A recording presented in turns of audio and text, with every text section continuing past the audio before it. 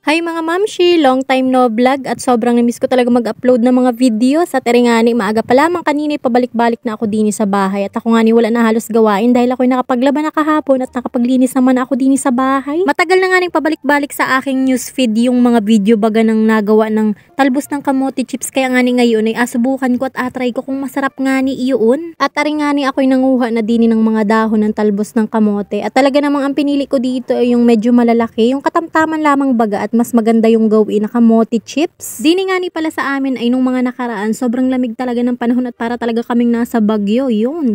At talaga namang kami hindi halos din makaligo o ako lamang talaga, char. Kapag man din ganun yung panahon, sobrang lamig talaga, nakakatabad kumilos at anong sarap lamang magbukmuk at matulog. At ngayon nga ni ay mainit na ulit dito sa amin at hindi nakagaya nung nakaraan na sobrang halumigmig talaga at anong lamig. Tari nga ni, balik tayo din sa inakuha ko. Katamtaman lamang pala ang kinuha kong dahon ng talbos ng kamote at hindi ko na nga pinakaramihan dahil mamaya pag niluto yan ay madami pa yan. May ilan na nagtanong sa akin, sabi bakit di daw na ako nag-upload ng mga vlogs ko. Yun nga ni po ang dahilan ay sobrang busy ko nga ni po sa school noong nakaraan at sobrang dami talagang gawain. Pero ngayon po ay atry ko talaga makapag-upload ng mga videos araw-araw at asubukan ko po iyon dahil nasimulan ko na yung pagbablog ay. Pagkatapos ko manguha ng mga dahon ng talbos ng kamote ay hinugasan ko na nga ni ito agad pagka uwi ko. Kailangan pala dito meron kang harina at cornstarch. Ayan, naglagay na ako, tinansya ko lamang. Pagkatapos ay isang pirasong itlog lamang. Naglagay din ako dito ng konting paminta, ng konting betchi na pampalasa. At dito nga ni pala naglagay din ako ng asin at hindi ko lamang talaga na bidyuhan. Pautay-utay na rin ako dito naglagay ng tubig at atansyahin lamang natin kung gaano karami. Tapos hanggang sa makuha natin yung consistency na gusto natin,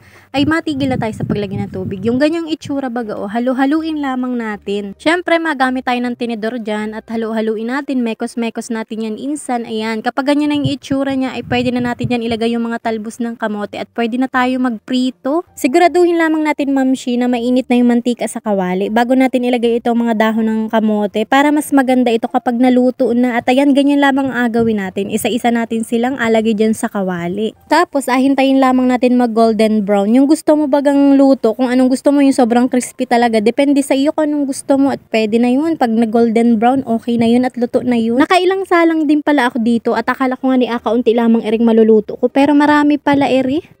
Habang ako nga ni nagaluto din ay hindi ko nga ni maiwasang eri tikman ng tikman kaya nga ni ering inaluto ko ay pabawas ng pabawas at akaunti na lamang nga ni ang natira dahil sobrang sarap naman talaga. Sigurado akong magugustuhan nyo din ito mga mamshi kaya itry nyo na dyan sa inyong bahay at kung mayroon kayong talbos ng kamote dyan ay pumitas na talaga kayo at kayo magluto na din. Para sa akin pwede din itong pangpulutan lalo na sa mga mahihilig mag-inom dyan. At sa mahihilig mamulutan ay tamang-tama ito sa inyo at hindi kayo mauumay.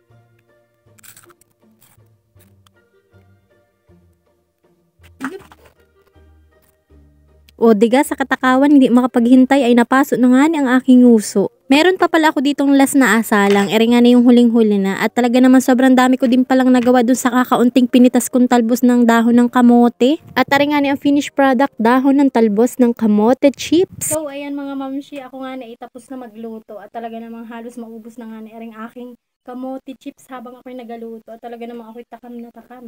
At ngayon tikman na natin. Ayan. Tingnan nyo naman, grabe. Ang ganda ng kanyang itsura. Kung gaano kalutong. Oh, diga? Sobrang lutong. Tapos meron ako dito sa usawan. Ayan, sobrang daming sili. Lagyan natin ito. Ay, slip. Ngayon, tikman na natin. Pwede nyo ito yung sasaw kahit sa ketchup kung anong gusto niya. Yan, tikiman time na tayo mga mamshi.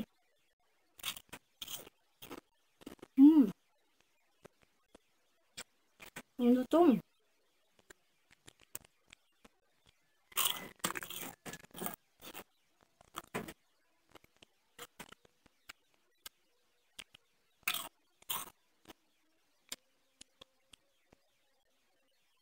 Nako, kabahan ka na Josh Mohi ka sa iyong kangkong chips at baka matalo ka ng kamote chips ko. Char. Joke lamang po yan.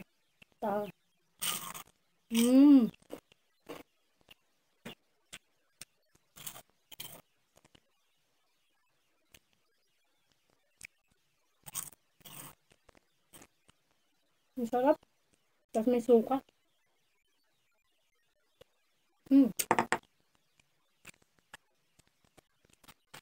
Mas maganda yung ganito. Ayan yung halos ganyang kalaki. Ito ang itsura niya, no? Pa-heart. Ayan, pa-heart siya, oh.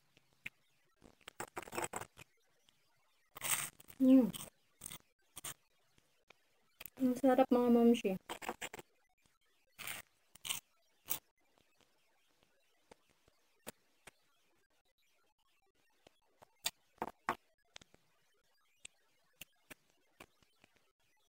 Siyempre, hindi lamang ako ang makain ito.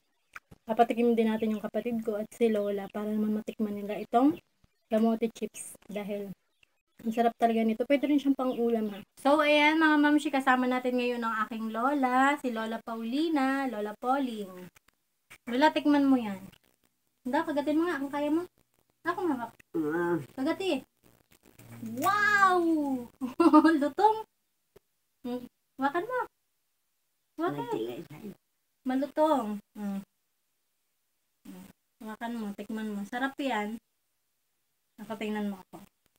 Para nito sa iyo ang lutong. Na. Oh, wow!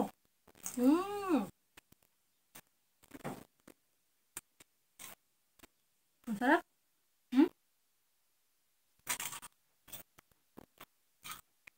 Ito malutong lula.